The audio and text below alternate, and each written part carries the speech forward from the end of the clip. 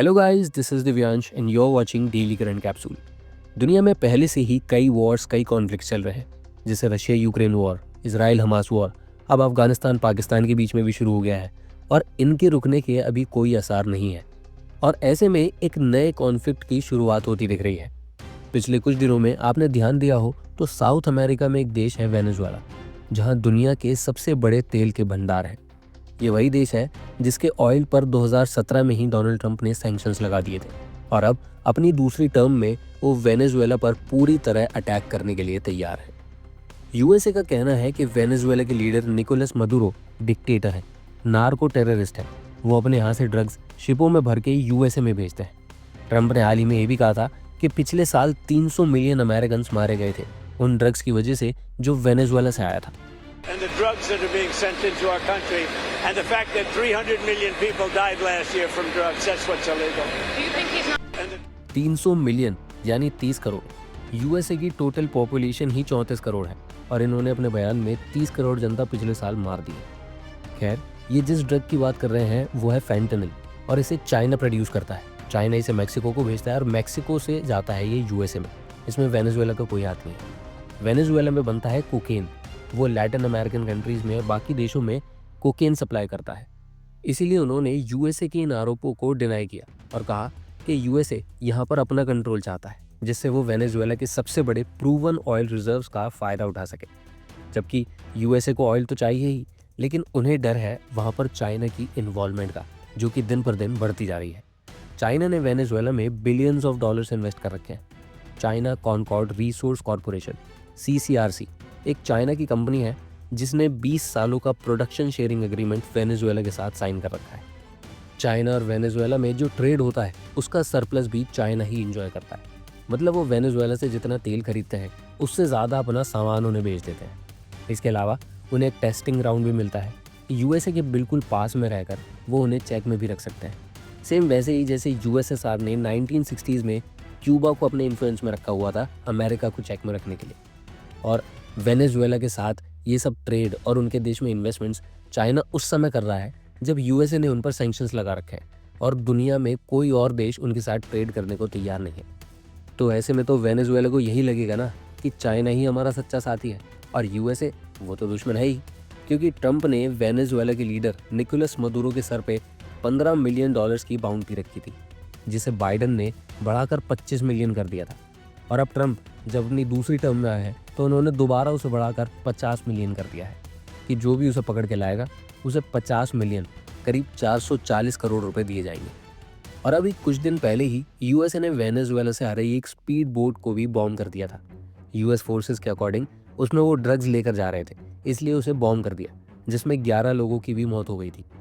हालांकि international waters में अगर वो ड्रग्स ला भी रहे हैं तो उन्हें अरेस्ट करना चाहिए था, कोर्ट उन्हें सजा देती।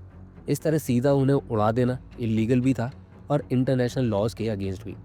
लेकिन यूएसए ने ना सिर्फ उस बोट को उड़ाया, उन्होंने अपनी नेवी वेनेजुएला के पास भी डिप्लॉय कर दी। और जैसे कुछ टाइम पहले यूएस ने अपने B-2 बॉम्बर्स भेज के ईरान पर बॉम्बिंग करी थी, अब वैसे ही लोगों को लगने लगा कि कहीं ये वेनेजुएला पर भी ना कर दें। और ये बात आप भी समझ सकते हैं कि ये guided missile destroyer, frigates, submarine, F-35 fighter jets, ये सब ड्रग्स की शिपों को रोकने के लिए नहीं होते हैं। वो सीधा सीधा वेनेजुएला में इन्वेजन करना चाहते हैं। उनके दिमाग में ज़रूर कुछ बड़ा चल रहा है। और वो बड़ी चीज़ क्या है जानते हैं? इस रीजन के ऑयल रिजर्व्स। हम इस मैप से समझने की कोशिश करते हैं। वेनेजुएला के पड़ोस में एक देश है गुयाना। ये पहले डच कॉलोनी हुआ करता था, उनके बाद से इसे ब्रिटिशर्स ने ले लिया था। फिर 1966 में गुयाना को ब्रिटिशर्स से आज़ादी मिलती है। और आप ये वाला एरिया देख रहे होंगे, एस्किबो रीजन। यहाँ पर एक एस्किबो रिवर है, उसके साइड का ये पूरा एरिया जो पूरे देश का 2/3 हिस्सा है, इसे एस्किबो रीजन बोलते हैं। यहाँ पर डेंस फॉरेस्ट है, साथ ही कोल, डायमंड, बॉक्साइट, टिम्बर, इनके भरपूर मात्रा में रिजर्व्स हैं। इसके अलावा इनके ऑफशोर में जो समुद्री इलाका है, यहाँ पर है ऑयल रिजर्व्स। यहाँ पर एक ब्लॉक देख रहे होंगे आप, स्टैब्रॉइक ब्लॉक। ये कोई आइलैंड नहीं है, ये बस ऑयल के रिजर्व्स दिखाने के लिए इन्होंने बना रखा है मैप पर, स्टैब्रॉइक ब्लॉक। ये हैं सारे ऑयल रिजर्व्स जिनके ऊपर सारी लड़ाई है। तो वेनेजुएला का कहना है कि ये एस्किबो रीजन हमारा है, ये तो कॉलोनियल पावर्स ने हमसे छीन लिया था। और 2023 में वेनेजुएला ने अपने देश में एक रेफरेंडम भी करवाया था। उन्होंने अपनी जनता से पूछा था कि क्या हमें ये हिस्सा वापस ले लेना चाहिए। तो उनके लोगों ने कहा कि भाई ये तो हमारा ही एरिया है, इसे वापस लेना चाहिए। पर गुयाना इसे देने को तैयार नहीं है। उनका कहना है कि जब 1966 में हमें ब्रिटिशर्स से आज़ादी मिली थी तो ये वाला हिस्सा हमें मिला था, इसलिए अब ये हमारा हुआ। अब यहाँ पर एक बात ऐड करना बहुत ज़रूरी है। 1899 में एक पेरिस बेस्ड आर्बिट्रेशन ट्रिब्यूनल था, जिसमें एक तरफ थी ब्रिटिश गवर्नमेंट और दूसरी तरफ वेनेजुएला। ब्रिटिश गवर्नमेंट रिप्रेजेंट कर रही थी गुयाना को, क्योंकि उस समय गुयाना ब्रिटिश कॉलोनी था। दोनों के बीच में डिस्प्यूट था टेरिटोरियल बाउंड्री को लेकर, क्योंकि वो जगह नेचुरल रिसोर्सेज से भरी पड़ी थी। पर वहाँ पर आर्बिट्रेशन का फैसला ब्रिटिशर्स के हक में आ जाता है, लेकिन वेनेजुएला उसे मानने से मना कर देता है। उनका कहना है कि उस ट्रिब्यूनल के ऊपर ब्रिटिशर्स का इन्फ्लुएंस था, इसी वजह से फैसला उनके हक में आया था। हम इस फैसले को नहीं मानते, इसलिए आज भी ये वाला case international court of justice में चल रहा है। अभी तक उस पर कोई सुनवाई नहीं हुई है, कोई फैसला नहीं आया है, पर केस अभी भी वहाँ पर पेंडिंग है।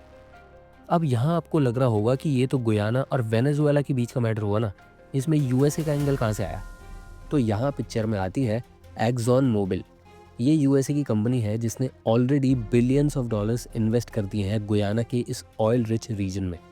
उनकी खुद की कैपेसिटी अभी के लिए 9 लाख बैरल्स पर डे की है, और यहाँ जो पॉसिबिलिटी एक्सॉन मोबिल ने बताई है वो है 11 बिलियन बैरल्स की टोटल पॉसिबिलिटी। तो जब इन्होंने यहाँ इतने पैसे इन्वेस्ट कर दिए हैं, ऐसी लोकेशंस पता कर ली हैं जहाँ एक्सप्लोरेशन करनी है, जहाँ से ऑयल निकालना है, अब यहाँ वेनेजुएला आके इसे कब्जा ले, तो यहाँ नुकसान किसका होगा? अमेरिका की कंपनी का। क्या वो ऐसा होने देंगे? जबकि उन्हें पता है कि अगर इस रीजन का 20 से 30% ऑयल भी उन्हें मिल जाता है तो उनकी तो बल्ले बल्ले हो जाएगी। दूसरी तरफ गुयाना को यूएसए से इन्वेस्टमेंट्स मिल रही हैं, इसलिए वो भी तैयार है। यूएसए और गुयाना दोनों इंटरेस्टेड हैं। पर वेनेजुएला को यहाँ उम्मीद है एक इंटरनेशनल लॉ से, UN clause, United Nation Convention on laws of the seas. ये कहता है कि आपके कोस्ट से 200 माइल्स तक जो एरिया है वहाँ तक आपका एक्सक्लूसिव इकोनॉमिक जोन होगा। यानी यहाँ आपका हक है, आप चाहे तो ऑयल निकालो, चाहे तो मिनरल्स निकालो, ये सारा आपका एरिया है, आप जो चाहे वो कर सकते हो। पर अभी के लिए ये रीजन गुयाना के पास है, और कहीं वेनेजुएला इसे कब्जा ना ले, इसलिए यूएसए जानबूझकर यहाँ पर वॉर जैसी सिचुएशंस क्रिएट कर रहा है, जिससे या तो वेनेजुएला में सरकार गिर जाए और प्रो यूएस गवर्नमेंट बन जाए, या फिर मदुरो खुद एस्किबो रीजन से पीछे हट जाए। और अगर ऐसा हो जाता है तो इससे चाइना की इन्वेस्टमेंट्स तो बेकार होंगी ही, साथ ही रशिया और इंडिया के लिए भी यहाँ बहुत लॉस होगा, क्योंकि हमने भी यहाँ पर बिलियंस ऑफ डॉलर्स इन्वेस्ट कर रखे हैं। इंडिया की ओएनजीसी विदेश ने भी यहाँ पर एनर्जी से रिलेटेड एग्रीमेंट्स कर रखे हैं। इसके अलावा भारत सरकार एग्रीकल्चर, फार्मास्यूटिकल्स और डिजिटल इंफ्रास्ट्रक्चर से रिलेटेड कोलैबोरेशंस भी वेनेजुएला के साथ कर रही है। तो ये पूरी कहानी सुनने के बाद अब आपको क्या लगता है कि यहाँ पर भारत का स्टांस कैसा होना चाहिए? क्या हमें ओपनली रशिया और चाइना के साथ टीम अप करके वेनेजुएला में मदुरो की गवर्नमेंट को सपोर्ट करना चाहिए, या यहाँ पर भी यही सोचकर कि कहीं ट्रम्प बुरा ना मान जाए, वो हम पे और ज़्यादा टैरिफ ना लगा दें, कहीं यूएसए के साथ हमारे रिलेशंस और ख़राब ना हो जाए, यहाँ भी चुपचाप बैठकर बस देखते रहें कि जो हो रहा है होने दो? तो इस टॉपिक से रिलेटेड आपके क्या व्यूज़ हैं, मेरे को कमेंट्स में ज़रूर बताएं। अगर ये वीडियो आपको पसंद आए तो इसे लाइक करें, शेयर करें, और ऐसे ही अगर नेशनल इंटरनेशनल रिलेशन से रिलेटेड वीडियोस आपको देखना पसंद है तो इस चैनल को सब्सक्राइब करें। Thank you for watching this video. This is Divyansh.